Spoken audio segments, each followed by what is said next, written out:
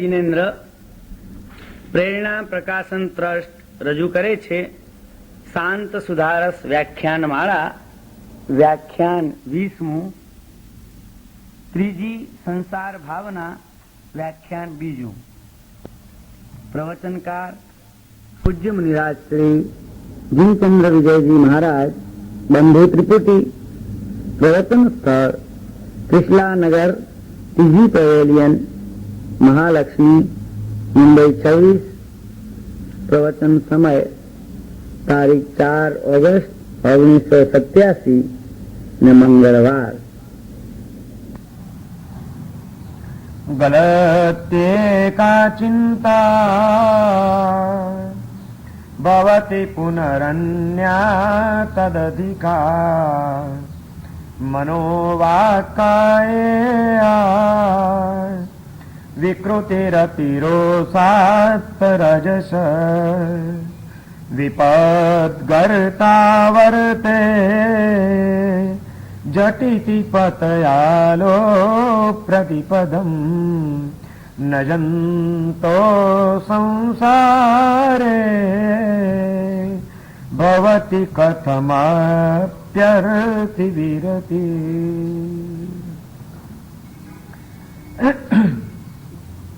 परम ज्ञानी महोपाध्याय विनय विजयजी महाराज शांत सुधारस नामना आ ग्रंथમાં જ્યાં સુધી આપણે આપણી મનોસ્થિતિનું પરિવર્તન ન કરીએ, જાતને અને જગતને સાચા અર્થમાં સમજવાની દ્રષ્ટિ ન કેળવીએ, ત્યાં સુધી ક્યારેય પણ આપણને શાંતિનો અનુભવ થઈ નહીં શકે. શાંતિનો અનુભવ કરવો છે તો યોગ્ય દ્રષ્ટિનું ઘડતર કરી લેવું જરૂરી છે. જાતને અને જગતને સાચા અર્થમાં જોઈ લેવાનું છે. કેવી રીતે એ સમજણ પ્રાપ્ત કરવી એ માટે વિનય વિજયજી મહારાજ ભાવનાઓનો માર્ગ બતાડે છે. અને એમાં સૌથી પહેલી અનિત્ય ભાવના, બીજી અસરણ ભાવના એમણે રજૂ કરી. ગઈકાલથી આપણે ત્રીજી ભાવનાનું ચિંતન શરૂ કર્યું છે. ત્રીજી ભાવનાનું નામ છે સંસાર ભાવના. જે સંસારની અંદર આપણે જીવન જીવી રહ્યા છીએ, જ્યાં આગળ અનિત્યતા અને અસરણતાનું કલંક ડગલે ને પગલે આપણને સતત સતાવતું રહે છે, એ સંસાર વાસ્તવિક સ્વરૂપમાં કેવો છે એનું ચિંતન આ ત્રીજી ભાવનામાં કરવાનું છે. અને એ માટે એમણે પહેલા તો બે ભેદ પાડ્યા, આભ્યંતર સંસાર અને બાહ્ય સંસાર. બહારનો જે સંસાર આપણને દેખાય છે એનું પણ કારણ જો કોઈ હોય તો તે આપણો આભ્યંતર સંસાર છે. આપણા અંતરમાં ઘર કરી ગયેલી કેટલીક વૃત્તિઓ છે, એના કારણે જ બાહ્ય સંસારની નિષ્પત્તિ થઈ છે. જૈન દર્શન અહીં આગળ એક માન્યતા પ્રસ્તુત કરે છે. સામાન્યથી હિન્દુ સમાજની અંદર, હિન્દુ દર્શનની અંદર જગત જે કંઈ ચાલી રહ્યું છે, જગતના કર્તા તરીકે ઈશ્વરને માનવામાં આવે છે કે ભાઈ ઈશ્વરે આ દુનિયા બનાવી છે, એ એનું સંચાલન કરી રહ્યો છે. અહીં આગળ જૈન દર્શનની માન્યતા થોડીક જુદી પડે છે. જૈન દર્શન એમ કે છે કે ઈશ્વર છે, પરમાત્મા તત્વ છે, પણ પરમાત્મા જગતના કર્તા છે એમ ઈશ્વરમાં જૈન દર્શન માનતું નથી. આ પણ એક ગેરસમજ છે. આજે ઘણા બધા વર્ગની અંદર ઘણા લોકો આજે એવી માન્યતા ધરાવે છે કે ભાઈ જૈન દર્શન તો નાસ્તિક દર્શન છે, જૈન દર્શન નિરીશ્વરવાદી છે, એ તો ઈશ્વરને માનતા નથી. પણ આ ગેરસમજ છે. જૈન દર્શન નિરીશ્વરવાદી છે જ નહીં. એણે હંમેશા પરમાત્મા તત્વનો સ્વીકાર કર્યો છે અને માટે જ તો એ પરમાત્માની ભક્તિને જૈન દર્શનમાં પણ સ્થાન છે. માટે જ હજારો વર્ષ જૂના પરમાત્માના મંદિરો અને મૂર્તિઓ એ એનો બોલતો પુરાવો છે. જૈન દર્શન નિરીશ્વરવાદી નથી, પરંતુ ઈશ્વર અંગેની એની જે કલ્પના છે, એની જે માન્યતા છે, એની જે ધારણા છે, એ થોડીક જુદી પડે છે. ઈશ્વરને માન્યા, ઈશ્વરને જગતના કર્તા તરીકે જૈન દર્શન નથી માનતું કે ભગવાને આ દુનિયા બનાવી છે, એમણે ક્રીડા કરી અને આ દુનિયાનું સર્જન કર્યું, આ દુનિયાનું સંચાલન ભગવાન કરી રહ્યા છે, એવી માન્યતાથી જૈન દર્શન જુદું પડે છે. જગતના કર્તા તરીકે નહીં, જગતના દ્રષ્ટા તરીકે પરમાત્માને માની રહ્યું છે જૈન દર્શન. જો કર્તા માનવામાં આવે ઈશ્વરને તો કેટલીક સમસ્યાઓ અને કેટલાક પ્રશ્નો ઉભા થાય છે.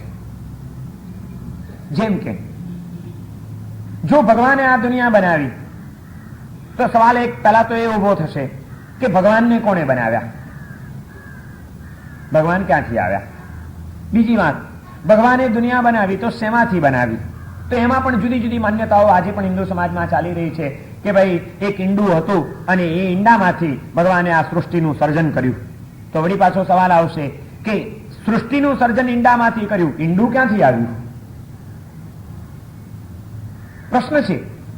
ક્યાંક તો તમારે અટકવું જ પડશે, ક્યાંક તો એનો ઉત્તર નહીં આપી શકાય એવી પરિસ્થિતિમાં આપણે પહોંચી જવું પડે છે. અને બીજી વાત કે ઈશ્વર અંગેની માન્યતા શું છે આપણી? ઈશ્વર એટલે કેવું તત્વ છે? ઈશ્વર એ સર્વશક્તિમાન તત્વ છે? તો કે હા છે. સર્વશક્તિમાન એવા ઈશ્વર જો આ દુનિયાનું સર્જન કરતા હોય તો આટલી બધી વિચિત્ર અને દુઃખોથી ભરેલી દુનિયાનું સર્જન કરવાની એને શું જરૂર પડી? સર્વશક્તિમાન એવું આ ઈશ્વર તત્વ, પરમાત્મા તત્વ, એને આપણે કેવું માનશું? એ કરુણાવંત છે કે કઠોર હૃદયના છે ભગવાન? ઈશ્વરનું સ્વરૂપ શું? જો કરુણા છે એના હૃદયમાં એક બાજુ, અને બીજી બાજુ જો એ સર્વશક્તિમાન તત્વ છે, તો જ્યાં કરુણા હોય અને જ્યાં પૂર્ણ શક્તિ હોય, શક્તિમાન તત્વ હોય, તો એ શા માટે દુનિયામાં કોઈ પણ જીવને દુઃખી બનાવે? શા માટે અનેક જાતની વિષમતાઓનું સર્જન કરે? અનેક જીવોનું જીવન પણ મુશ્કેલ બની જાય એવી પરિસ્થિતિનું નિર્માણ શા માટે થવા દે? આ બધા પ્રશ્નો ઉભા થાય છે. આમાં તો ઈશ્વરનું ઈશ્વરત્વ કલંકિત બની જાય છે કે આ તે કઈ જાતનો ઈશ્વર કે આવી દુઃખી બનાવી દુનિયા, ભગવાન અને બીજાને દુઃખી કરે, ભગવાન અને કોઈકને મુશ્કેલીમાં મૂકે. આમાં પરમાત્માનું સ્વરૂપ થોડુંક કલંકિત થાય છે. અને એમની જે કરુણા છે એ કરુણાને આપણે ભૂલી જવી પડે એમ છે. આવા કેટલાય કારણોસર જૈન દર્શને આ એક પહેલો જ સિદ્ધાંત સ્થાપિત કરી દીધો કે વિશ્વના સર્જક તરીકે ઈશ્વરને માનવાની જરૂર નથી.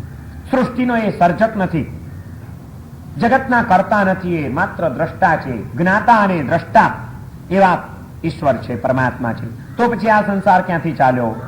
એનો જવાબ જૈન દર્શને આપ્યો છે. એને કેટલીક વસ્તુઓને પાયામાંથી 3 સિદ્ધાંતો પહેલા સ્થાપિત કર્યા જૈન દર્શને. અણાઈ ભવે, અણાઈ કમ્મ સંજોગ નિવૃત્તિએ, દુઃખ રૂવે દુઃખ ફલે દુઃખાણુ બંધી. એને કીધું કે જીવ અનાદિનો છે. પહેલા તો એ જીવનો સંસાર અનાદિનો છે, અને એ સંસાર અનાદિ કાળના કર્મ સંયોગના કારણે ચાલી રહ્યો છે. આ 3 પાયાના સિદ્ધાંતો જૈન દર્શને પહેલા બતાવ્યા કે ભાઈ આત્મા, જીવ અનાદિનો છે, એની કોઈ આદિ નથી. ક્યારથી છે આ જીવ, ક્યારથી છે આ સંસાર, એમ કોઈ પણ પ્રશ્ન પૂછે તો જૈન દર્શને એને માટે એક જ જવાબ આપ્યો છે કે જીવ પણ અનાદિનો છે અને જીવનો સંસાર પણ અનાદિનો છે. એની તમે આદિ નહીં કલ્પી શકો, કારણ કે એનો કોઈ અંત આવે એમ જ નથી. જો તમે આદિ માનશો, એની ઉત્પત્તિ માનશો, તો એ ઉત્પત્તિ ક્યાંથી રહી, શેમાંથી રહી, એ પ્રશ્ન આવશે. કોઈ તમને પૂછે કે ભાઈ પહેલા વૃક્ષ કે પહેલા બીજ, તો શું જવાબ આપશો તમે? જો તમે કહેશો વૃક્ષ, તો વૃક્ષ ઉભું શેમાંથી થયું? બીજમાંથી ને, ફળના. તો એ બીજ આવ્યું ક્યાંથી? ફળ વિના બીજ હોય? પેલી મરઘી કે પેલું ઈંડું? ઈંડા વિના મરઘી ન હોય ને મરઘી વિના ઈંડું ન હોય. કોઈ અંત નથી, એનો કોઈ જવાબ નથી આપણી પાસે કે પહેલા મરઘી કે પહેલા ઈંડું હતું. ચાલ્યા જ જાઓ, ચાલ્યા જ જાઓ, ચાલ્યા જાઓ કે ભાઈ મરઘી, મરઘી તો કે ઈંડામાંથી આવી, ઈંડું તો કે મરઘીમાંથી આવ્યું, એ મરઘી તો કે ઈંડામાંથી આવી. ગમે એટલા પાછળ જાઓ, કોઈ એનો એન્ડ નથી, કોઈ એનો જવાબ નથી. અને ત્યાં આગળ આવી કેટલીક બાબતોની અંદર અનાદિત્વનો સિદ્ધાંત ભારતીય સંસ્કૃતિએ સ્વીકારેલો છે. કોઈક વસ્તુને તો તમારે સહજ નિષ્પત્તિ કે એની અનાદિત્વ માની લેવું પડે છે. એમ જૈન દર્શને કીધું કે જીવ અનાદિનો છે, બસ વાત પૂરી થઈ ગઈ. એની આદિનો તમે શોધવાનો પ્રયત્ન ન કરો. જીવ અનાદિનો છે તો એ જીવ જ્યાં જીવન જીવી રહ્યો છે એ આ સંસાર, એ સંસાર પણ અનાદિનો છે. એટલે હવે એમાંથી કોણે બનાવ્યું ને કેમ બનાવ્યું ને આ બધા પ્રશ્નોનો ત્યાં એન્ડ આવી જાય છે. અને એ અનાદિનો સંસાર અનાદિ કાળના કર્મ સંયોગના કારણે ચાલી રહ્યો છે. કર્મ નામના કેટલાક પૂતગલો છે કે જે પૂતગલોની સાથે જીવાત્મા સંપર્કમાં આવે છે ત્યારે એ બેના સંપર્કના કારણે કેટલીક વિષમતાઓ અને વિચિત્રતાઓ ઊભી થાય છે. પૂતગલો અનેક પ્રકારના છે, માટે એ પૂતગલના સંયોગના કારણે ઊભા થતા સંયોગો પણ અનેક પ્રકારના રહેવાના છે. કોઈક જીવને અમુક જાતનો પૂતગલ સ્પર્શ્યો, તો એના જીવનમાં અમુક જાતની ઘટના જોવા મળશે. બીજા કોઈ જીવને બીજી જાતના પૂતગલો પ્રાપ્ત થયા તો એના જીવનની અંદર કંઈક પરિવર્તન જોવા મળશે. એટલે જે કઈ વિષમતાઓ છે એ વિષમતાઓનો સર્જક ઈશ્વર નથી, વિષમતાઓ કર્મ પૂતગલોના કારણે છે. અને કર્મ પૂતગલો અનેક પ્રકારના છે. એ અંગેની તો વાત આપણે આગળની 7મી, 8મી અને 9મી ભાવનામાં વિસ્તારથી વિચારવાની છે. અત્યારે મારે એનું લંબાણ નથી કરવું. પણ આ રીતે જૈન દર્શને પાયાના પહેલા આ 3 સિદ્ધાંતો સ્થાપિત કર્યા કે અણાઈ જીવે અણાઈ જીવસ્સ ભવે અણાઈ કર્મ સંજોગ નિવૃત્તિએ. જીવ અનાદિનો છે, સંસાર અનાદિનો છે અને અનાદિ કાળના કર્મ સંયોગના કારણે આ સંસાર ચાલી રહ્યો છે. જગતનો કોઈ સર્જક છે એવું માનવાની જરૂર નથી. એ અનાદિકાળથી પ્રવાહ ચાલતો જ રહ્યો છે. પરમાત્મા ઈશ્વર એ જગતનો દ્રષ્ટા છે અને જ્ઞાતા છે. અને આ જે સંસાર છે આવો અનાદિકાળથી ચાલતો, એ સંસાર કેવો છે એને માટે પણ 3 શબ્દો વાપરવામાં આવ્યા કે સંસાર દુઃખ રૂપે દુઃખ ફલે દુઃખાનુબંધી. એ દુઃખ રૂપ છે સ્વયં, દુઃખ ફલક છે. વર્તમાનમાં પણ દુઃખ રૂપ છે. સંસાર જેમ જેમ વધતો જાય તેમ તેમ એ દુઃખ એના ફળ રૂપે પણ દુઃખ જ પ્રાપ્ત થવાનું છે. દુઃખ રૂપ છે, દુઃખ ફલક છે. અને ત્રીજી વાત દુઃખાનુબંધી, એ પરંપરા પણ દુઃખોની જ ઊભી કરનાર છે, દુઃખના અનુબંધો સર્જનાર છે. આ 3 વાતો પણ જૈન દર્શનની અંદર સ્વીકારી લેવામાં આવી. દુઃખ રૂપ, દુઃખ ફલક અને દુઃખાનુબંધી એવો આ સંસાર છે. એવો આ સંસાર 2 પ્રકારનો છે, આભ્યંતર સંસાર અને બાહ્ય સંસાર. આભ્યંતર સંસાર પણ દુઃખરૂપ છે. ગઈકાલે આપણે એના 2 સ્વરૂપો વિચાર્યા, લોભ અને તૃષ્ણા. એ દુઃખરૂપ કે સુખરૂપ? જેના અંતરમાં લોભ જન્મી ગયો, જેના અંતરમાં તૃષ્ણાઓ અમર્યાદ બની ગઈ, વાસનાને લાલસાઓ લપકારા મારવા માંડી, એ વ્યક્તિના જીવનમાં સુખની અનુભૂતિ થવાની કે દુઃખની અનુભૂતિ થવાની? દુઃખરૂપ છે. અને જેમ જેમ એ ભોગના માર્ગે આગળ વધતો જાય તેમ તેમ પરિણામે પણ શક્તિઓનો અને શાંતિનો ઘસારો જ મળવાનો છે, સિવાય કંઈ જ નથી. માટે દુઃખ ફલક છે. મેળવવામાં દુઃખ, ભોગવવામાં દુઃખ, ભોગવ્યા પછીના પરિણામમાં પણ દુઃખ. પરંપરા પણ દુઃખની સર્જનાર છે. આવો આ આભ્યંતર સંસાર જેટલો વિકરાળ બન્યો એના કારણે બાહ્ય સંસાર પણ ઘણો વધુ ને વધુ વિષમ બનતો ગયો છે. બાહ્ય સંસારની બહુ ચિંતા કરવા જેવી નથી. બાહ્ય સંસારની વિષમતાઓને ટાળવી હોય તો આભ્યંતર સંસારની વિષમતાઓને ટાળી દેવી જોઈએ. જેનું મન સુધર્યું એનું જીવન સુધર્યું, જેના ભાવ સુધર્યા એના ભવ સુધર્યા. ભાવ સુધારો, ભવ સુધરી જશે. મન સુધારો, જીવન સુધરી જશે.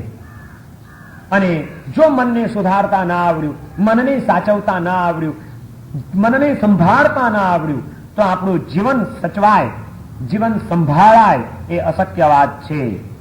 ગમે એટલી કદાચ શક્તિઓ મળી પણ ગઈ હશે, પરંતુ મનની અયોગ્ય સ્થિતિના કારણે મળેલી એ શક્તિઓ પણ આપણને રવાડે ચડાવનારી બની જશે. પુણ્યના ઉદયથી મળેલી શક્તિઓ એનો જો યોગ્ય ઉપયોગ થાય તો એ યોગ્ય ઉપયોગ કરનાર વ્યક્તિ પોતે પણ ઠરે અને બીજાને પણ ઠારે. પુણ્યના ઉદયથી પણ મળેલી શક્તિઓનો જો અયોગ્ય ઉપયોગ થાય તો એ અયોગ્ય ઉપયોગ કરનાર પોતે પણ બળે અને બીજાને પણ બાળે. યોગ્ય ઉપયોગ કરનાર ઠરે અને ઠારે, અયોગ્ય ઉપયોગ કરનાર બળે અને બાળે. અને જોઈ લો તમે સંસાર, સમગ્ર સંસારનું દર્શન કરી લો. જ્યાં ક્યાંય પણ શક્તિ છે અને એ શક્તિનો જો યોગ્ય સમન્વય નથી થયો, એ શક્તિનો જો યોગ્ય ઉપયોગ નથી થયો તો એ કરનાર પણ ઠર્યો નથી અને બીજાઓને પણ એને ઠાર્યા નથી. ઠરવું છે અને અનેકને ઠારવા છે તો મળેલી શક્તિઓનો યોગ્ય ઉપયોગ કરતા શીખવું પડશે. અને યોગ્ય ઉપયોગ તે જ કરી શકશે જેણે મનને સાચવી લીધું હશે, મનને કોઈક સાચો વળાંક આપી દીધો હશે તે જ. જો મનને વળાંક આપવામાં આપણે થાપ ખાઈ ગયા તો આપણે ભયંકર વિનિપાતના માર્ગે ધસડાઈ ગયા વિના રહીશું નહીં. આજે મોટામાં મોટી મુસીબત આ થઈ ગઈ છે. આપણા જ્ઞાની પુરુષો કહે છે કે સંસાર દુઃખ રૂપ છે, દુઃખ ફલક છે અને દુઃખાનુબંધી છે. એનું કારણ જ આ છે કે બહારનો આ દુઃખ રૂપ, દુઃખ ફલક અને દુઃખાનુબંધી સંસાર એ આ બગડી ગયેલા મનના ભાવોના કારણે ઉભો થયો છે.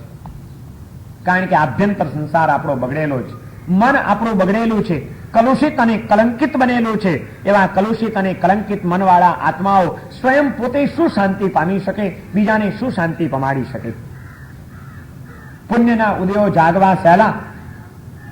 પુણ્યના ઉદયથી શક્તિ મળે, સંપત્તિ મળે, સુખના સાધનો મળે, પણ શાંતિ અને સુખ ન મળે. શાંતિ અને સુખ તો મહાપુણ્યનો ઉદય જાગ્યો હોય તો જ મળે. સાધનો મળે છે પુણ્યના ઉદયથી, એ સાધનોનો સદુપયોગ કરવાની સદબુદ્ધિ મળે છે મહાપુણ્યના ઉદયથી. જ્યાં સુધી આ વાત નહીં સમજાય ત્યાં સુધી ગરબડો થતી જ રહેશે. આજે આમ બહુ મહત્વની વાત છે. જે કંઈ પણ પહેલી વાત તો આજે તો એથી આગળ વધવું પડે એમ છે કે જે કંઈ પણ મને મળ્યું છે એ પુણ્યના ઉદયથી મળ્યું છે. એટલી પણ આપણી શ્રદ્ધા પાકી ખરી કે એમાં પણ આપણે કોઈ આપણી જ હોશિયારી કે બીજું જ કંઈક માનતા થઈ ગયા છીએ? જે કંઈ પણ તમને સુખ મળ્યું, સંપત્તિ મળી, સુખના સાધનો મળ્યા, આ જે કંઈ પણ મેળવી શક્યા છો, શક્તિઓ મળી છે, એ શેનાથી મળી ભાઈ? પુણ્યના ઉદયથી કે તમારી હોશિયારીથી? તમને ખબર છે ઘણા હોશિયાર માણસો, બહુ બુદ્ધિશાળી માણસો, કાબેલ માણસો પણ બિચારા રખડતા હોય છે ને રઝળતા હોય છે, કોઈ ઠેકાણા એના પડતા નથી હોતા.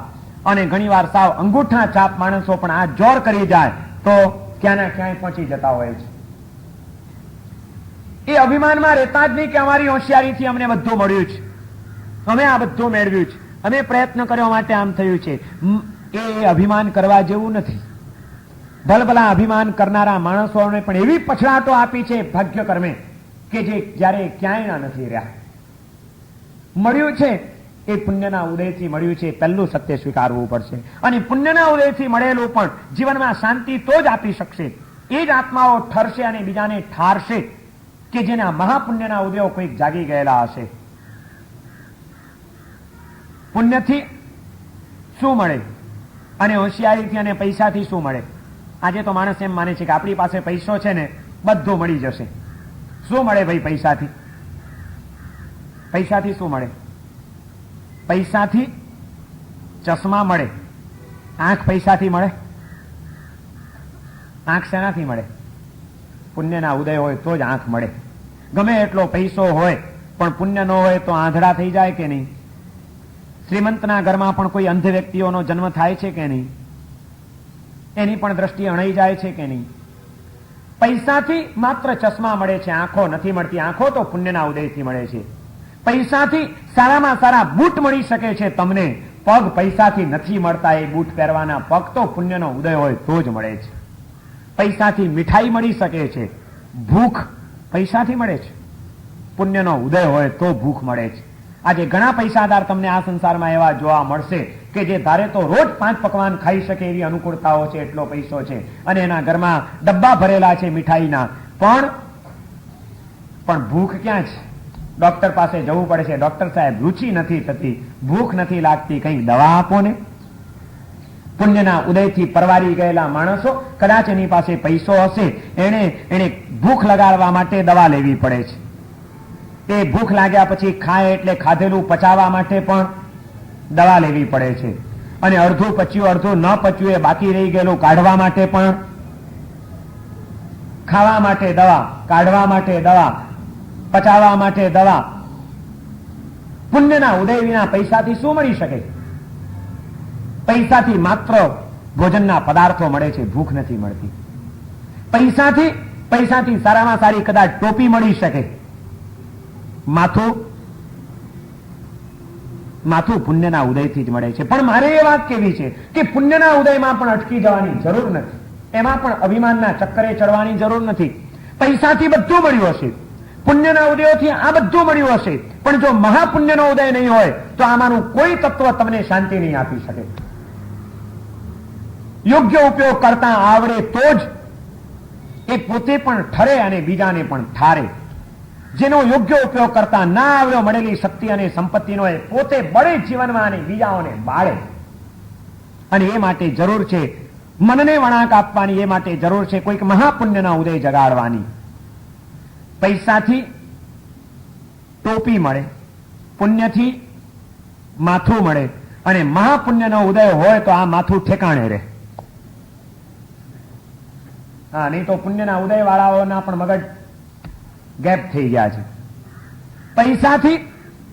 પૈસાથી ભોજન મળે, પુણ્યનો ઉદય હોય તો ભૂખ મળે, પણ પેટની ભૂખ યોગ્ય માર્ગે જ પૂરી કરવી એ માટેની સાચી નીતિ મહાપુણ્યનો ઉદય હોય તો જ જીવનમાં મળે. પૈસાથી ચશ્મા મળે, પુણ્યનો ઉદય હોય તો આંખો મળે, પણ મહાપુણ્યનો ઉદય હોય તો જ આ આંખોમાં નિર્વિકાર ભાવ મળે. પૈસાથી બૂટ મળે, પુણ્યનો ઉદય હોય તો પગ મળે, પણ મહાપુણ્યનો ઉદય હોય તો જ આ પગ સન્માર્ગગામી બને, નહીં તો રવાડે ચડી જાય. 3 વાત સમજાઈ ગઈ? પૈસો, પુણ્ય અને મહાપુણ્ય. પૈસાથી અમુક જ ચીજો મળે છે. પુણ્યનો ઉદય હોય તો એના કરતા ચડિયાતી કોઈક ચીજો મળે છે, અને મહાપુણ્યનો ઉદય હોય તો જ પુણ્યના ઉદયથી મળેલી એ તમામ ચીજો આપણા આત્માના વિકાસમાં અને જગતના કલ્યાણમાં એ સહયોગી બની શકે છે. નહીં તો એવા પુણ્યના ઉદયો પણ મારનારા બની જાય છે. જૈન દર્શનમાં એવા પુણ્યના ઉદયોને પાપાનુબંધી પુણ્ય કહેવામાં આવ્યું છે. એ પુણ્યનો ઉદય છે માટે મળ્યું, પણ અનુબંધ પાપનો પાડી જાય છે. કારણ કે પુણ્યના ઉદયથી મળેલી આંખો પણ જેને તેના રૂપના શિકારો જ કરતી ફરતી હોય છે. પુણ્યના ઉદયથી મળેલી બુદ્ધિ પણ અનેકને ફસાવવામાં જ કામ કરતી હોય છે. પુણ્યના ઉદયથી મળેલા પગ ઊંધા રસ્તે જ દોડ્યા જતા હોય છે, અને પુણ્યના ઉદયથી મળેલું પેટ, એ પેટનું ખપ્પર પૂરવા માટે માણસ ગમે તેવા કામો કરવા તૈયાર થઈ જતો હોય છે. એવા પુણ્યના ઉદયો પણ માણસને વિનિપાતના માર્ગે લઈ જતા હોય છે. માટે જૈન દર્શનમાં એને પાપાનુબંધી પુણ્ય કહેવામાં આવ્યું છે. અનુબંધ જેમાં પાપનો પડે છે એવા પુણ્ય પણ ખોટા છે.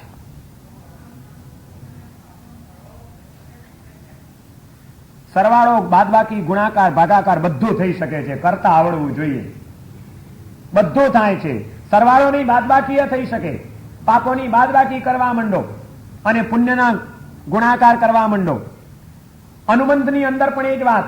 મેં તમને પહેલા જ કીધું કે આજે મારે એનું લંબાણ નથી કરવું. 7મી, 8મી અને 9મી 3 ભાવના કર્મના તત્વજ્ઞાનની આવવાની જ છે આપણે.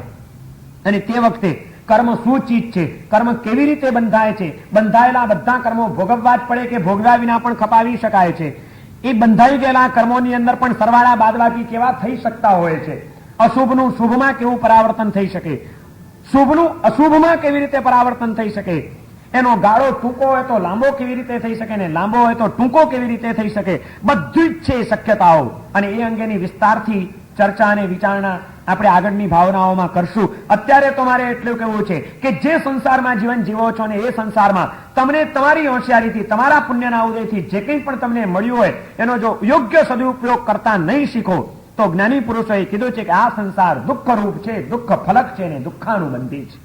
મનને યોગ્ય વળાંક આપતા શીખી જાઓ, નહીં તો આ સંસાર ભલે કદાચ તમને દૂરથી સુહામણો દેખાતો હોય, અંદરથી ખૂબ બિહામણો છે જે તમારી જિંદગીને બેકાર બનાવી દેશે જો જીવતા નહીં આવડે તો. અને પુણ્યના ઉદયથી મળેલી આ શક્તિઓ અને સંપત્તિઓનો સદુપયોગ કરતા આવડી જશે તો કદાચ ગરીબરને માટે બિહામણો પણ દેખાતો હશે, સંસાર આપણા માટે સુહામણો બની જશે. દ્રષ્ટિ ઉપર આધાર છે, અને દ્રષ્ટિનું પરિવર્તન કરવું એ આ ભાવનાઓનું કાર્ય છે. વિનય વિજયજી મહારાજ કહે છે, એક જ વાત કરો, દ્રષ્ટિ પલટો, સૃષ્ટિ પલટાઈ જશે. સૃષ્ટિને પલટવાના પ્રયત્નો કરવાની જરૂર નથી, દ્રષ્ટિને પલટવાના પ્રયત્નો કરો. બાકી તો આ સંસારમાં ક્યાંય સુખ અને શાંતિ હોઈ શકે એ વાત જ સ્વીકારવા તૈયાર નથી આપણા જ્ઞાની પુરુષો. એ કહે છે કે અશક્ય છે. પણ આપણી મુસીબત ત્યાં થઈ ગઈ છે કે આપણે જ્ઞાની પુરુષોની વાતોને સ્વીકારવા તૈયાર નથી, આપણે વાસ્તવિકતાઓને વિચારવા તૈયાર નથી. આપણે તો આપણા અહંકારમાં જ દોડ્યા જવું છે. હું આમ કરું છું, મારામાં આટલી હોશિયારી છે, મારી પાસે આટલો પૈસો છે, મને શું વાંધો આવવાનો છે, હું કરીને આપણે દોડ્યા છીએ. મહાપુણ્યના ઉદયનો વિચાર કોણ કરે? પુણ્યના ઉદય ઉપર પણ જ્યાં ભરોસા ન હોય ત્યાં. જે કંઈ પણ મને મળ્યું છે મારા પુણ્યના ઉદયથી મને મળે છે, વિશ્વાસ છે. શેનાથી મળ્યું છે ભાઈ? તમને જે કંઈ સુખ મળ્યું છે તમારી હોશિયારીથી, તમારી આવડતથી. ક્યાંથી આવી હોશિયારી ને આવડત? એ પુણ્યના ઉદય વિના મળે છે? બેંકમાં તમે ગયા હો,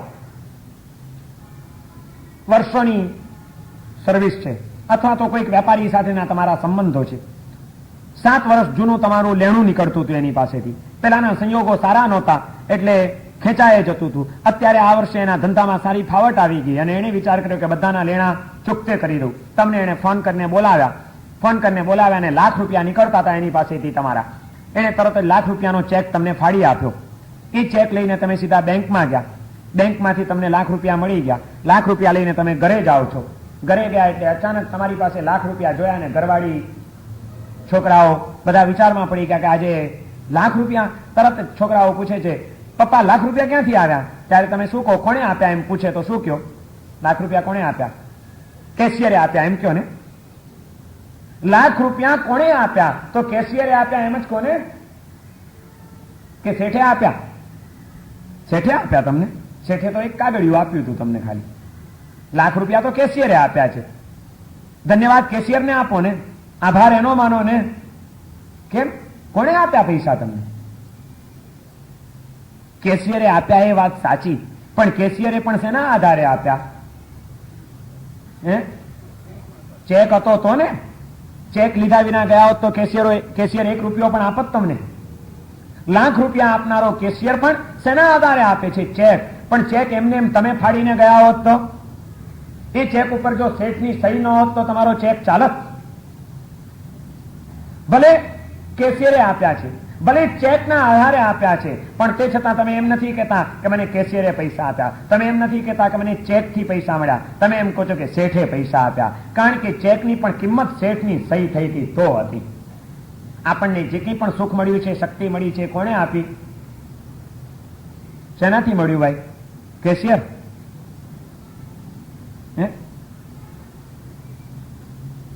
પુણ્ય એ તો કેશિયર છે.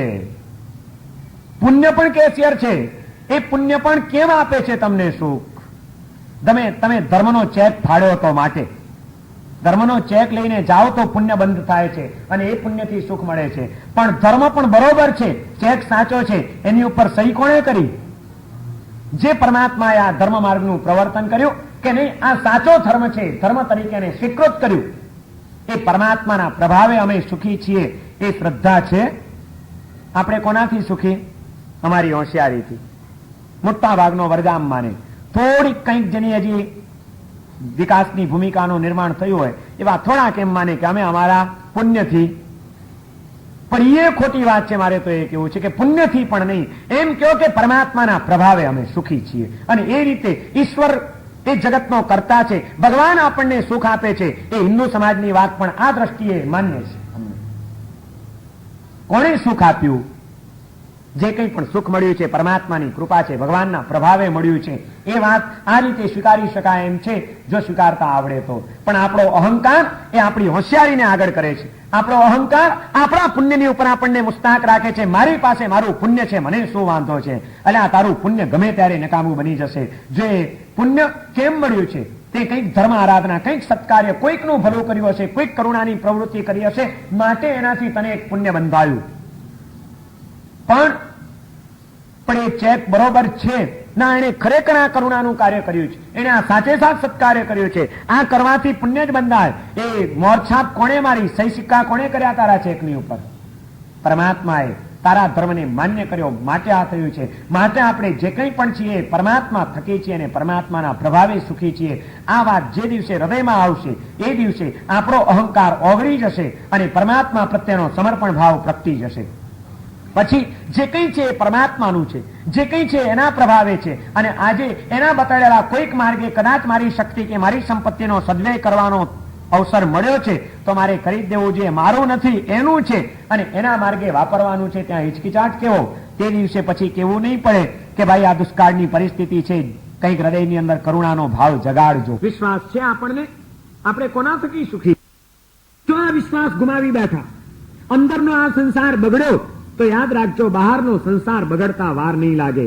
અહંકારી માણસોના અહંકારને આ સંસારે એવી થપાટો મારી છે તે ક્યાંયના નથી રહ્યા. અને પરમાત્માના ચરણે સમર્પિત બનીને સત્કાર્યના માર્ગે આગળ વધતા પુણ્યશાળીઓના પુણ્ય કુદરતે એવા વધારી આપ્યા છે કે જીવનમાં એને કોઈ ઊની આંચ પણ આવી શકી નથી. બિહામણો દુઃખરૂપ દુઃખ ફલક અને દુઃખાનુબંધી એવા સંસારને સુખરૂપ સુખ ફલક અને સુખાનુબંધી બનાવવો છે. તે માટે માનસિક ભૂમિકાનું પરિવર્તન કરી નાખવું પડશે. અહંકારને બાજુ ઉપર મૂકવા પડશે. વાસ્તવિકતાનું દર્શન કરતા શીખવું પડશે કે હું ક્યાં છું અને શેનાથી સુખી છું. બાકી બાહ્ય દ્રષ્ટિએ દેખાતો આ સંસાર, જેમાં લોભ અને તૃષ્ણાએ જોર પકડ્યું છે, એવો આ સંસાર, એના કારણે ઉભો થયેલો બહારનો સંસાર, એ તો સદાય દુઃખ રૂપ રહેવાનો છે. ત્રીજી આ સંસાર ભાવનામાં વિનય વિજયજી મહારાજ આપણને એ વાત સમજાવી રહ્યા છે કે સંસાર દુઃખ રૂપ છે.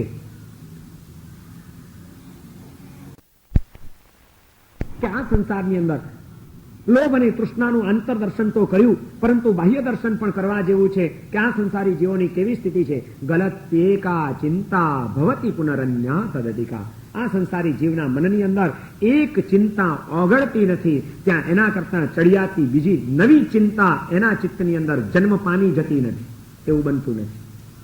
ગલત એકા ચિંતા ભવતી પુનરન્યા તદધિકા. એક ચિંતા ઓગળે છે ને એના કરતા સવાઈ બીજી ચિંતા જન્મી જાય છે પાછી. સતત ચિંતાઓના ભાર તળે આ સંસારી જીવને જીવન જીવવાનું છે.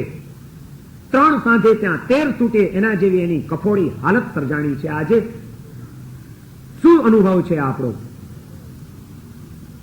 કેટલી મની ક્રાઇસિસ ચાલી રહી હોય અને એ મની ક્રાઇસિસની અંદર કેટલી ભાંજગડ કરીને ક્યાંકથી ક્યાંક પૈસા અહીંથી ઉછીના લાવ્યા, કોકના કાલે લાવ્યા, તે આજે માંગવા આવ્યો તો ત્યાં આગળ આપવાના છે, અહીંથી લેવાના છે, અહીં આગળ ચૂકવવાના છે. એ બધી ગળમથલોની ચિંતામાં ને ચિંતામાં દોડધામ કરીને માંડ ધંધાને બરોબર વ્યવસ્થિત જરાક હજી કર્યો અને ત્યાં તો એકાએક ઘરની અંદર પત્ની જોરદાર બિછાનામાં પડી ગઈ, ફસાઈ ગઈ બીમારીની અંદર. બીમારી એવી ગંભીર બનતી જાય છે કે પત્નીને 1 કલાક પણ છોડી શકાય એમ નથી. સતત એની પડખે ને પડખે રહેવું પડે છે, રાત ને દિવસ એની સંભાળ લેવી પડે છે. અને એ પત્નીની તબિયતની સંભાળ લેવામાં અઠવાડિયું નીકળી ગયું એટલે એ અઠવાડિયા દરમિયાન ધંધામાં ધ્યાન આપી શક્યા નહીં. એટલે ત્યાં આગળ ધંધામાં પાછું ઉથલ પાથલ મચી ગઈ.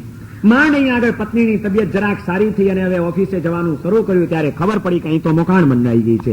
એટલે વળી પાછી ઉપાધિ. એ બધું વળી પાછું કેમ વ્યવસ્થિત કરવું ને ઠેકાણે કરવા ગયા ત્યાં અચાનક દેશમાંથી તાર આવ્યો કે જલ્દી આવો, બાપુજી પડી ગયા છે ને હાડકું ભાંગી ગયું છે.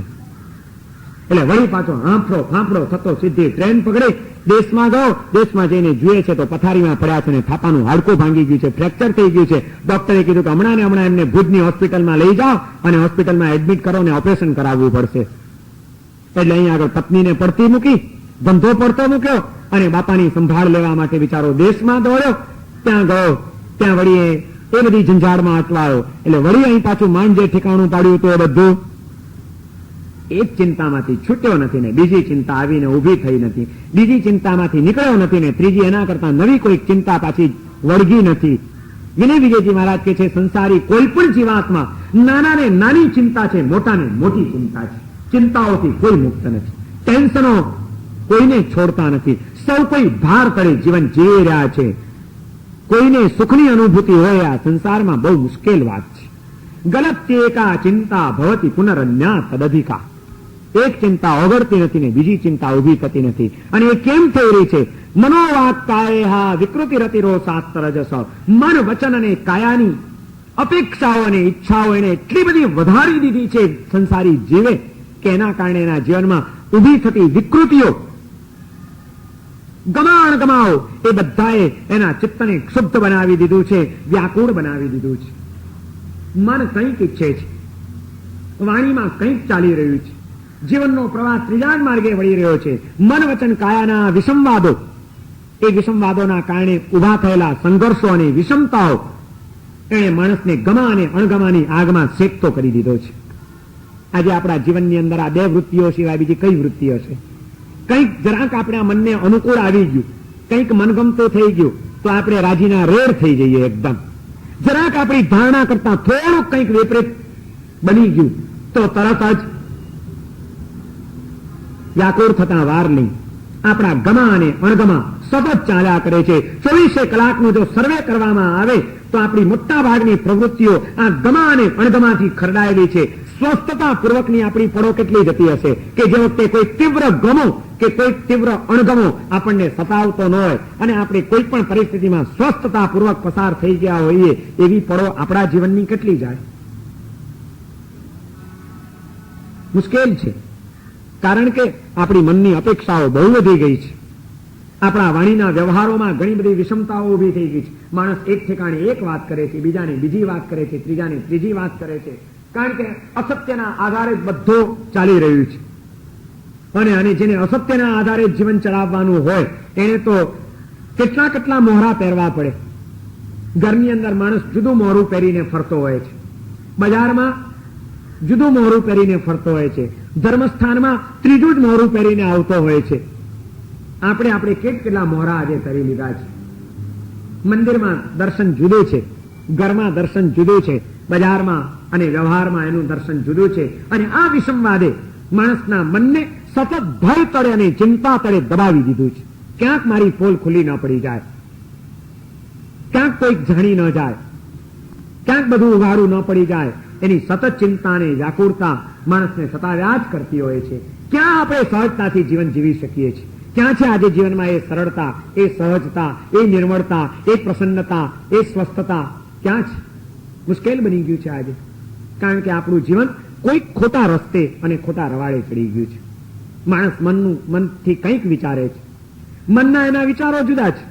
વળી વાતો કરે છે ત્યારે વળી કંઈક જુદી જ વાતો કરે છે, અને એ વાતો કરનારો વળી પાછો વ્યવહારમાં આગળ વધે છે ત્યારે કામ વળી ત્રીજું જ કરી આવતો હોય છે.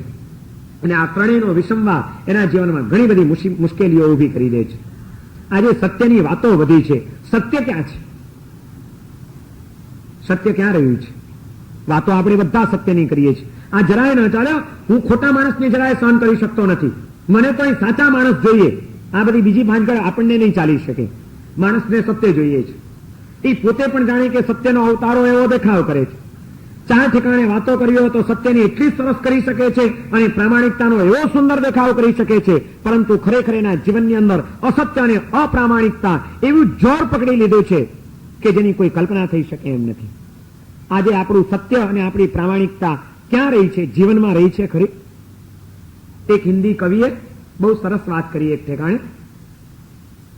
એણે એમ કીધું કે સચ अच्छी चीज होती है, सच अच्छी चीज होती है, सच सचमुच बहुत अच्छी चीज होती है, सच अच्छी चीज होती है, सच सचमुच बहुत अच्छी चीज होती है, और अच्छी चीज सबको दिखानी चाहिए, इसलिए मैंने सच को शोकेस में रख दिया है. अच्छी चीज सबको दिखानी चाहिए, इसलिए मैंने सच को शोकेस में रख दिया है. આપણું સત્ય શોકેસનું એક શણગાર બની ગયું છે. આપણા જીવનને એની સાથે કોઈ મેળ નથી, અને આ વિષમવાદે આજે આપણા જીવનમાં ઘણી બધી મુશ્કેલીઓ ઊભી કરી દીધી છે. વિનય વિજયજી મહારાજ કહે છે કે એકથી એક ચડિયાતી ચિંતાઓ જીવનમાં રોજ બરોજ નવી નવી ઊભી થતી જાય છે. એ ચિંતાઓની ચક્કીમાં પીસાતો માણસ મન વચન અને કાયાની વિષમવાદિતાના કારણે વધુ ને વધુ અશાંતિનો ભોગ બની રહ્યો છે. અને એના કારણે શું થાય છે? વિપત ગરતા વર્તે જટિતિ પતયાલો પ્રતિપદમ. નવી નવી વિપત્તિઓના ખાડામાં એ માણસ પડતો જાય છે. આ ત્રણેયની વિકૃતિઓના કારણે, મન વચન કાયાના વિષમવાદોના કારણે એવી આપત્તિઓના, એવી મુશ્કેલીઓના ખાડામાં એના પગ પડતા જાય છે. એવો મુશ્કેલ પરિસ્થિતિમાં મુકાતો જાય છે કે જેમાંથી બહાર નીકળવું એના માટે વધુ ને વધુ અશક્ય બનતું જાય છે. એક વખત માણસ એક ઠેકાણે ફસાયો પછી આજના સંસારમાં એકવાર અંદર ગરી ગયા પછી બહાર નીકળવું સહેલું છે? આજે ઘણા માણસો કદાચ સમજતા હોય છે અને ઈચ્છતા હોય છે કે પોતે એકવાર ધૂનમાં ચાલ્યા જઈને જે જંજાળ પાથરી દીધી, હવે સમજે છે કે આમાં વધુ ને વધુ ફસાવાનું છે, વધુ ને વધુ ગુમાવવાનું છે. ખાલી મળતું કંઈ નથી અને અશાંતિનો પાર નથી, પણ તે છતાં સંસારી જીવની જંજાળની જાળ એવી ફેલાયેલી હોય છે કે એમાંથી બહાર નીકળવા ઈચ્છે તો એ જલ્દી બહાર નીકળી શકતો નથી. વિનય વિજયજી મહારાજ એ જ વાત કરી રહ્યા છે. ખરેખર એમ લાગે કે 17 વર્ષની ઉંમરે દીક્ષિત થયેલા સાધુ, એને કોઈ સંસાર નહીં જોયો, તે છતાં પણ કેટલા બધા અનુભવી હશે આ માણસ, કેટલો અનુભવી હશે કે કેવી કેવી પરિસ્થિતિઓ અને કેવી કેવી મજબૂરીઓ હોય છે સંસારી જીવની, અને કેવી કેવી રીતે ફસાતો જતો હોય છે, એનું એમણે કેટલું ઊંડાણથી દર્શન કર્યું હશે. વિપત ગરતા વર્તે જટિતિ પતયાલો પ્રતિપદમ.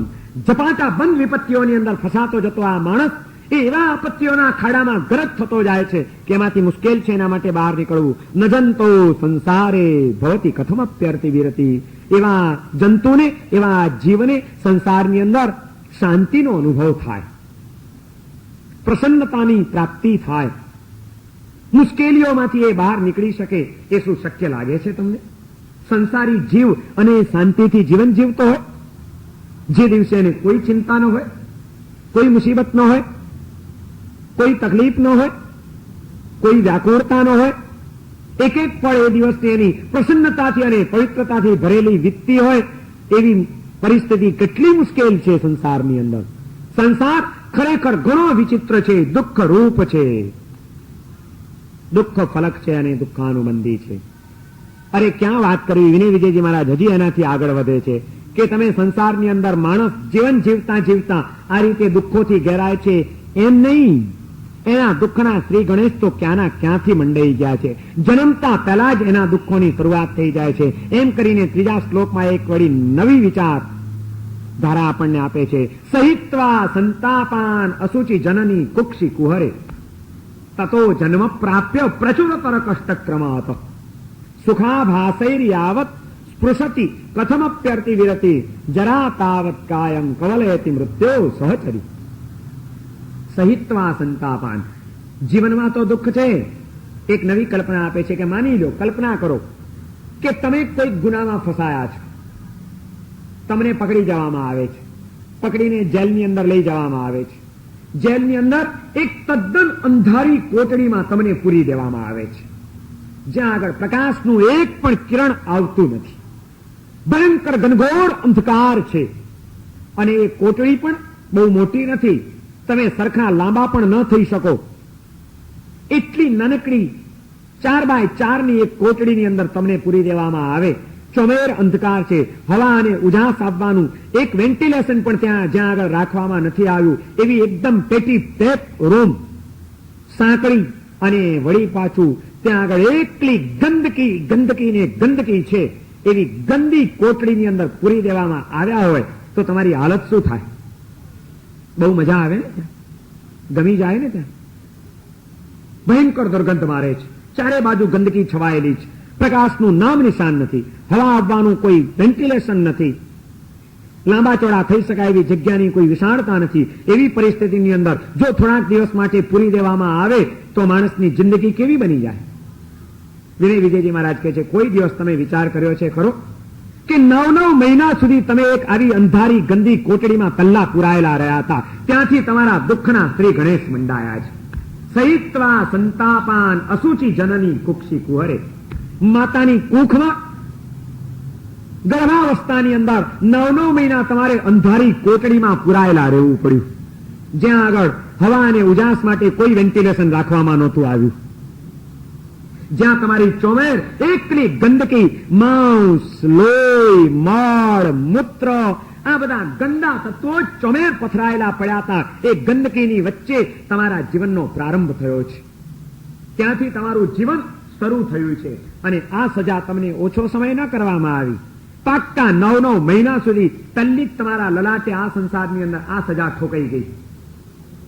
સંસાર દુઃખ રૂપ છે, સમજાયું? અને એ ગર્ભાવસ્થાની અંદર આવ્યા સંસાર દુઃખ રૂપ એવા સંસારે, એમાંથી જયારે માતાની કુક્ષીએ તમારો જન્મ થયો ત્યારે દુઃખ ફલક છે. જન્મ્યા ત્યારે પણ પાછા તમે દુઃખનો અનુભવ કરીને જન્મ્યા હતા. જન્મતી વખતે સુખની અનુભૂતિ હતી કે દુઃખની? ભલે આજે યાદ હોય કે ન હોય એ જુદી વાત છે, પણ વાસ્તવિકતા શું? જો સુખની અનુભૂતિ હોત તો માણસ શાંતિથી જન્મ્યો હોત ને હસતા હસતા જન્મ્યો હોત. પણ કોઈ દિવસ પૂછી આવજો તમારી માને કે હું જયારે જન્મ્યો હતો ત્યારે હસતો હતો કે રડતો હતો? રુદન એ દુઃખની અભિવ્યક્તિ છે. તમે રડતા રડતા જન્મ્યા હતા એ વાત એમ સાબિત કરે છે કે તમે જેમ ગર્ભાવસ્થાની અંદર પણ તમે દુઃખી હતા, એમ જ્યારે જે પડે તમે જન્મ લીધો, આ પૃથ્વીની ઉપર આવ્યા ત્યારે પણ તમે દુઃખ પૂર્વક જ જન્મ લીધો હતો. સંસાર દુઃખ રૂપ છે, દુઃખ ફલક છે. પરિણામે પણ તમને દુઃખ મળ્યું, જન્મતાની સાથે દુઃખ, અને દુઃખનો અનુબંધ ચાલે છે. હવે પરંપરા પણ પાછી દુઃખની. જન્મ્યા પહેલા દુઃખ, જન્મતા પણ દુઃખ, જન્મ્યા પછી પણ કેવા દુઃખો હતા? જન્મતાની સાથે જ પાછા દુઃખોની ઘટમાળ શરૂ થઈ ગઈ. પરાધીનતાનું દુઃખ. જન્મ્યા ત્યારે કોઈ સ્વાધીનતા હતી? ગોળિયામાં મૂતરી ગયા હો, ગંદુ થઈ ગયું હોય ગોળિયું, ઠંડુ લાગતું હોય છતાં તમે ઉઠીને બહાર નીકળી શકો એટલી તાકાત ખરી તમારી? માં ઉપાડીને બહાર મૂકે તો તો બરોબર, નહીં તો ગંદકીમાં ત્યાં પણ તમારે પડ્યા રહેવાનું. ઠંડુ લાગે છતાં રડવા સિવાય તમે કંઈ કરી ન શકો, કોઈને કંઈ કહી ન શકો. આ કોઈ જેવું તેવું દુઃખ હતું પરાધીનતાનું? શરીરની અંદર ક્યાંક કંઈક તકલીફ થતી હોય તે છતાં તમે કહી ન શકો કે મને શું થાય છે, બસ રડ્યા કરો. એટલે માને એમ થાય કે બાળક રડી રહ્યું છે, એને કંઈક થાય છે, પણ શું થાય છે એ માં પણ ઘણી વાર સમજી ન શકે. અડસટ્ટે આધાર કલ્પના બાંધે, પ્રયત્નો કરે, પણ ખરેખર સમજી ન શકે કે તમારું માથું દુખે છે કે પેટ દુખે છે. પરાધીનતા, સૌથી પહેલું પરાધીનતાનું દુઃખ બચપણની અંદર. ભૂખ લાગે એટલે રડવાનું, મળી ગયું દુઃખ એટલે શાંતિથી સૂઈ જવાનું. વળી પાછું સુતા સુતા પેશાબ થઈ ગયો ને ઠંડુ લાગવા માંડ્યું એટલે રડવાનું. માએ કપડાં બદલાવી દીધા અને સરખી સુકામાં તમને સોડાવ્યા એટલે વળી પાછું શાંતિથી સૂઈ જવાનું. વળી 2 કલાક થયા ને દૂધ પીવાની જરૂર પડી એટલે વળી પાછું રડવાનું. બચપણની અંદર પ્રવૃત્તિ શું હતી? 3 જ કામ હતા ને, ખાવાનું, ઊંઘવાનું અને રડવાનું. આ સિવાય શું કર્યું? અને એમ કરતા કરતા મોટા થયા. જેમ મોટા થતા ગયા તેમ દુઃખ વધતું ગયું કે સુખ વધતું ગયું? કારણ કે અપેક્ષાઓ વધતી ગઈ ને જ્યાં અપેક્ષા વધવાની છે ત્યાં દુઃખ વધવાનું છે. નાના હતા, જન્મ્યા હતા ત્યારે તમારી અપેક્ષા કોઈ નહોતી, માત્ર એક જ અપેક્ષા હતી, માનું દૂધ પીવા મળી જાય તો તમે બાદશાહ, પતી ગયું, પછી કોઈની જરૂર નહીં તમારે. પણ જરાક મોટા થયા એટલે હવે એકલા દૂધથી ચાલે, પછી બાટલી જોઈએ છે. હા, હવે ખાલી દૂધ ન ચાલે, દૂધ પણ બાટલીમાં આપે માં તો જ પીવાનું, બાકી એમ સીધે સીધું પીવડાવે વાટકીથી તો પીએ? બાટલીની અપેક્ષા ઉભી થઈ. ચલો એ રીતે દૂધ પીતા પીતા મોટા થયા. હવે એકલા દૂધથી ચાલે, હવે એકલું દૂધ નહીં, એની સાથે બિસ્કિટ જોઈએ છે. એકલું દૂધ આપશે તો રડશે, સાથે બિસ્કિટ આપશે તો ખુશ, પછી ચોકલેટ જોઈએ છે, પછી ધીમે ધીમે આગળ વધતું જાય છે. અપેક્ષા વધતી જ ગઈ અને એમ કરતા જરાક મોટા થયા, સહેજ સમજદારી આવતી ગઈ એટલે વળી પાછી અપેક્ષાઓ વધી. અત્યાર સુધી તો નાગા પડ્યા રહેતા હતા તોય કોઈ વાંધો નહોતો, પણ હવે કે નહીં મમ્મી મને ચડ્ડી પહેરાવો, હવે ચડ્ડી જોઈએ છે એને. પણ એને ચડ્ડી પહેરવા મળી ગઈ એટલે બસ ખુશ, પછી કાંઈ નહીં. પણ જરાક મોટો થયો એટલે હવે એની પસંદગી આવી, આ ચડ્ડી નહીં ચાલે, નવી ચડ્ડી લાવો. હવે ચડ્ડીમાં એ પસંદગી પાછી આવી એની. અપેક્ષા વધી અને અપેક્ષા વધી એટલે વસ્તુ મળે છે છતાં સુખ નથી, છતાં શાંતિ નથી. એ પગ પછાડશે, ધમ પછાડા કરશે, રડશે, કકડાટ કરશે, ઝઘડા કરશે, રીસાશે, પણ એની ઈચ્છા મુજબનું જ એને જોઈએ છે બધું જ. નાના બાળકોના પણ હવે ચોઈસ વધી ગયા છે. છોકરાઓને ગમે તેવું ચાલે છે હવે તમારા. આવી જ સ્લેટ જોઈએ, આવી જ સ્કૂલ બેગ જોઈએ, આવા જ કપડા જોઈએ, આવી જ પેન જોઈએ, આમ જ જોઈએ, આમ જ જોઈએ, આમ જ જોઈએ. કેટલી બધી અપેક્ષાઓ. અને જેમ જેમ અપેક્ષા વધતી ગઈ તેમ તેમ દુઃખ વધતા ગયા છે. કારણ કે અપેક્ષા એ દુઃખનું કારણ છે. ભગવાન મહાવીરે કીધું અવેક્ષા અણાનંદો. આનંદ એ આત્માનો ગુણ છે અને અપેક્ષા એ આનંદને હણી નાખનારું તત્વ છે. જ્યાં અપેક્ષા છે ત્યાં આનંદ જવાનો અને દુઃખ આવવાનું છે. કારણ કે આપણી તમામ અપેક્ષાઓ પૂર્ણ થાય એવું પુણ્ય લઈને આ સંસારમાં આપણે કોઈ દિવસ જન્મી શકતા જ નથી. બધી જ અપેક્ષાઓ આપણી પૂરી થાય. અપેક્ષાઓના નળ ખોલી નાખવા છે અને પુણ્યની ટાંકી ખાલી થઈ ગઈ છે તો પાણી ક્યાંથી નીકળશે? કોઈ દિવસ વિચાર કર્યો છે?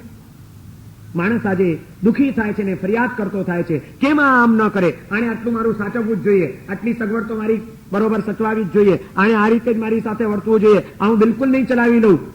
અપેક્ષાઓ વધી ગઈ, હું નહીં ચલાવી લઉં, આમ થવું જ જોઈએ. આ અપેક્ષાઓના નળ ખુલ્લા કરીએ છીએ અને અપેક્ષા મુજબ કામ નથી થતા ત્યારે આપણે ફરિયાદો કરવા માંડીએ છીએ. કોઈ અધિકાર નથી આપણને કોઈ વ્યક્તિ માટે ફરિયાદ કરવાનો, કોઈ પરિસ્થિતિ માટે ફરિયાદ કરવાનો. અપેક્ષાના નળ ખોલવા છતાં પણ જો એ અપેક્ષાઓ પૂર્ણ નથી થતી, એમાંથી પ્રાપ્તિનું પાણી નથી નીકળતું, તો તે વખતે ડાહ્યો માણસ કોઈ દિવસ બાથરૂમમાં નાવા ગયા હો, નળ ખોલો અને પાણી ન નીકળે તો શું કરો? નળને ગુમ્મા મારો, કેમ પાણી નથી નીકળતું? નળ ખોલ્યો, પાણી નથી નીકળતું. બુદ્ધિશાળી માણસ તરત જ વિચાર કરે કે ટાંકી ખાલી થઈ ગઈ લાગે છે. પેલા ભાઈ ટાંકી ભરો, ટાંકી ભરેલી હશે તો પાણી નીકળવાનું જ છે. પાણી ન નીકળે તો નળને ગુમ્મા ન ભરાય, ટાંકી ભરવાની મહેનત કરવી જોઈએ. અપેક્ષાઓના નળ ખોલવા છતાં પ્રાપ્તિના પાણી નથી મળતા તો તે વખતે વ્યક્તિઓ સાથે, વસ્તુઓ સાથે અને પરિસ્થિતિઓ સાથે અથડાવાની જરૂર નથી. વિચારવું જોઈએ કે અપેક્ષાનું નળ ખોલવા છતાં પ્રાપ્તિ નથી થઈ, પુણ્યની ટાંકી ખાલી થઈ ગઈ લાગે છે, માટે અહીં આગળ ધાંધલ ધમાલ કરવા કરતા પુણ્યની ટાંકી ભરવાના પ્રયત્નો શરૂ કરી દો. આપણું પુણ્ય ખૂટ્યું છે, માટે જ આ માણસ મારી સાથે વિપરીત વર્તે છે, નહીં તો મારું જ સ્વજન મારાથી ઊંધું ચાલે? ચોક્કસ પુણ્યની ટાંકી ખાલી થઈ, એનો દોષ નથી, દોષ મારો છે કે મારી ટાંકી ખાલી થઈ ગઈ છે, માટે હવે જલ્દી ટાંકી ભરી લ્યો પાછી. શું જીવતા આવડે છે આપણને?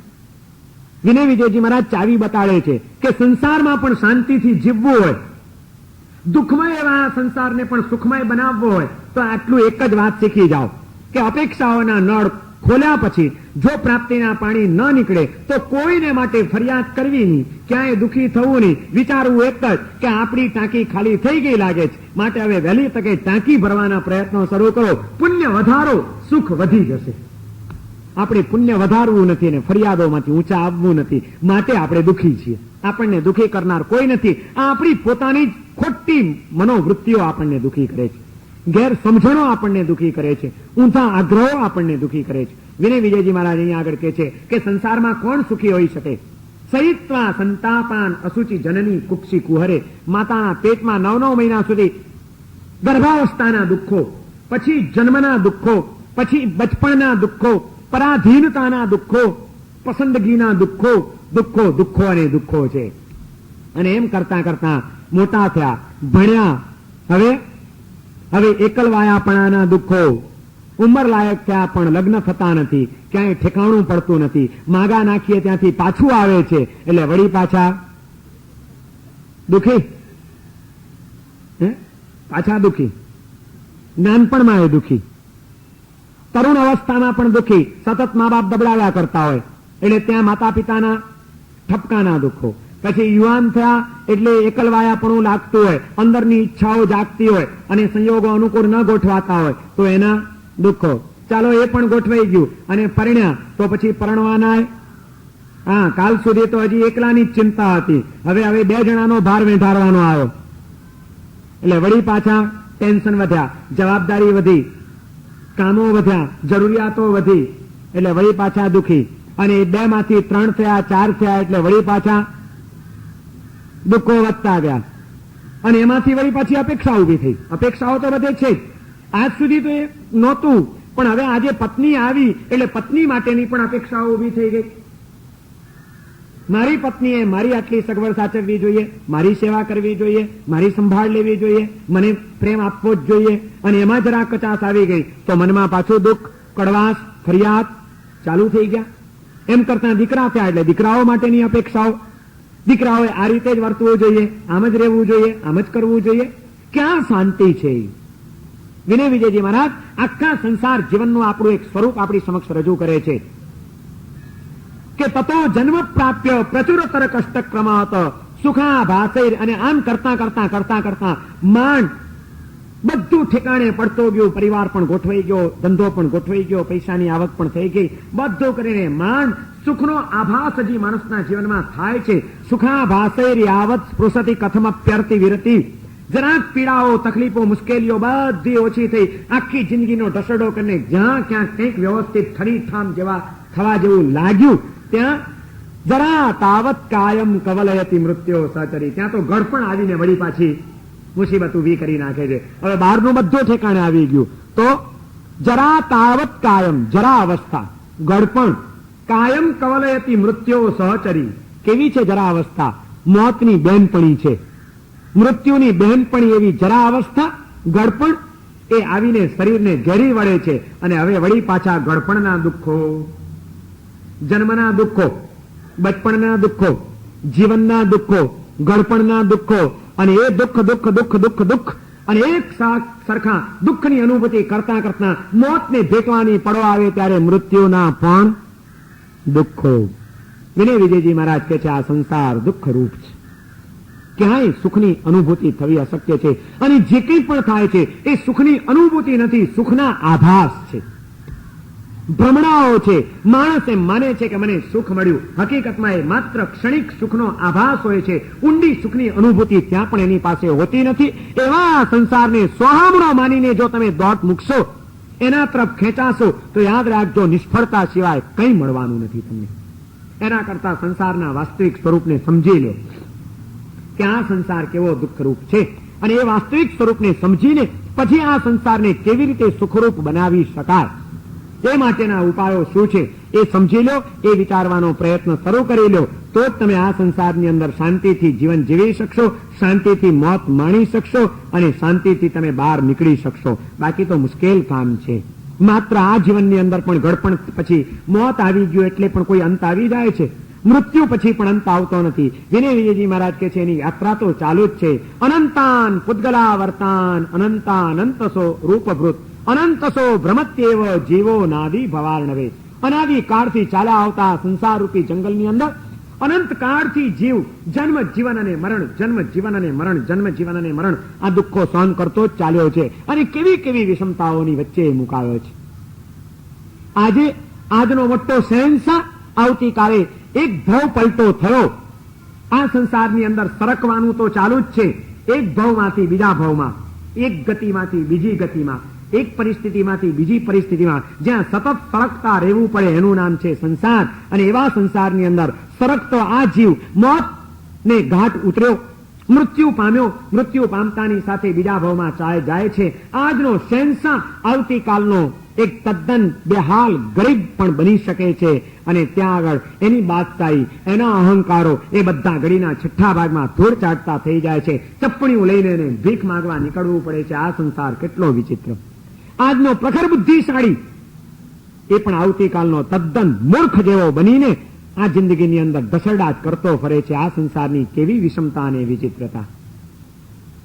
આજે જેની કિંમત આંકી શકાયની એવી સ્થિતિમાં મુકાયેલો આવતીકાલે ટકાના 13ના ભાવમાં એને વેચાવવું પડે છે. ભીંડાની અંદર જઈને કોકના હાથી કપાઈને ચૂલે ચડી જવું પડે છે. આ જીવની કોઈ અવધિ છે દુઃખની? અનંત કાળથી અનંત ભવોની અંદર સતત એનું ભ્રમણ ચાલી જ રહ્યું છે, ચાલી જ રહ્યું છે, ચાલી જ રહ્યું છે. આવું આ ભવ ભ્રમણ જે સંસાર દુઃખરૂપ, દુઃખ ફલક અને દુઃખાનુબંધી છે એવા સંસારની અંદર એનું ભ્રમણ તો સતત ચાલી રહ્યું છે. આ ભ્રમણ અટકી જાય અને દુઃખરૂપ એવા સંસારની અંદર કોઈક સુખનું કેન્દ્રબિંદુ મળી જાય તો જ આ જીવન ધન્ય બની જાય. એવું આ સુખનું કેન્દ્રબિંદુ શું છે? આ સંસારમાં પણ કોઈક છે? કેવું છે? શું છે? અને કેવી રીતે મળી શકે એ ચિંતન આ ત્રીજી સંસાર ભાવનામાં કરવાનું છે. સર્વમંગલ માંગલ્યં સર્વકલ્યાણકારં પ્રધાનં સર્વધર્માણાં